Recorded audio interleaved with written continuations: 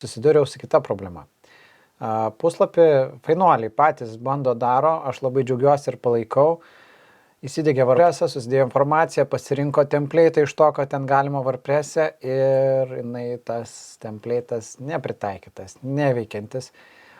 O galiausiai tai iš vis net short kodų neleido dėti, toks tada tapo bėda.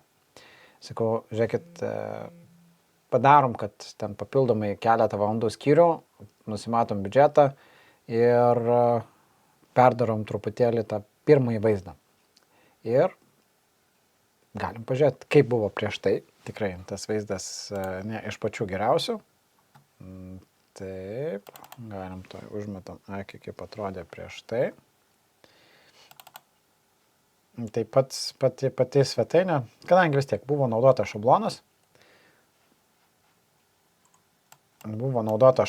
tai va taip ir pas mūsų atrodo.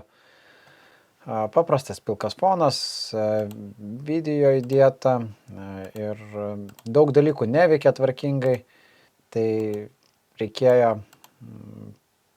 perdėlioti, perdaryti ir pats galutinis rezultatas man visai tikrai patinkantis.